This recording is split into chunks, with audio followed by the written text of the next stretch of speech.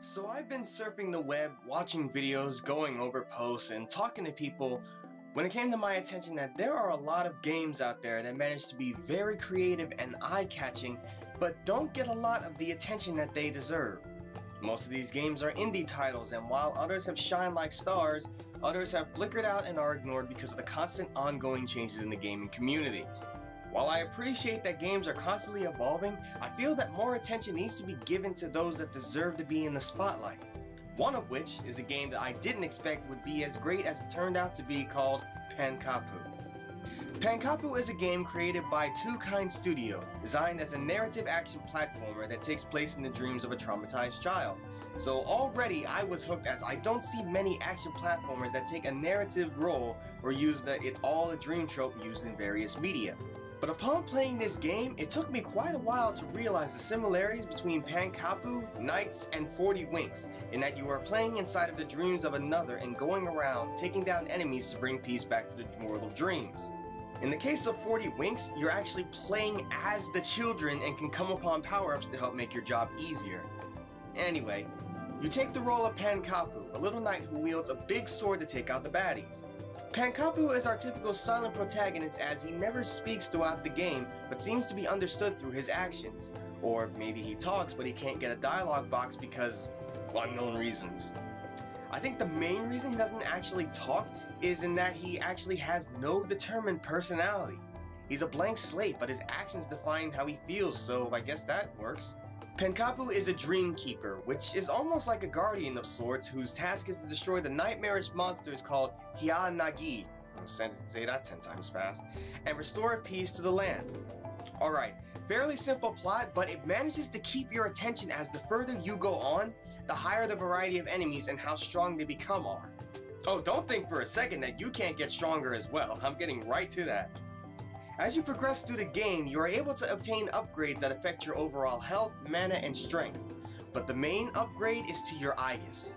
Your Aegis is essentially your armor and your weapon. It changes your appearance and, more importantly, how Pankapu fights. There are a total of 3 Aegises in the game: Bravery, Ardor, and Faith. Bravery is the default one, focusing on melee attacks and defending.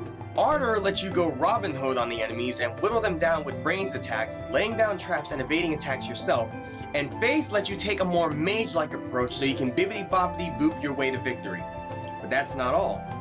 After progressing to certain points in the game, you can acquire special upgrades that are not only like heart containers to increase your HP, but also give your Aegises even more abilities, so you can constantly change the way your attacks function to help you out in combat.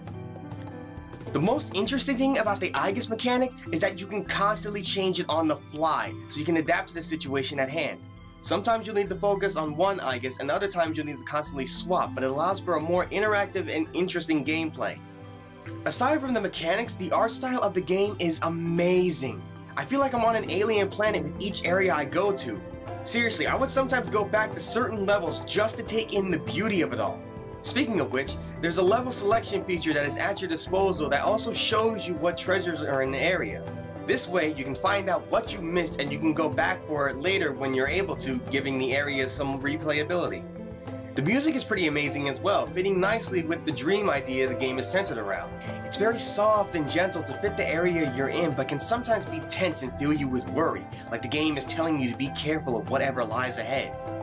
I would tell more, but I would likely spoil too much. It would be better to check the game out for yourself. However, I will say that the ending... oh boy.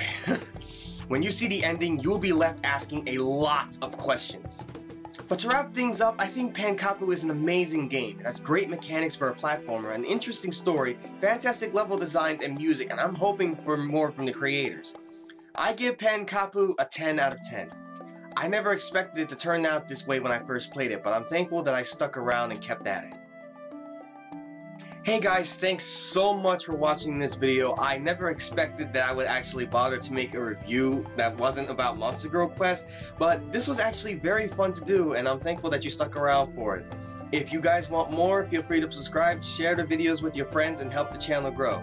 Thank you guys so much, and I'll see you in the next video.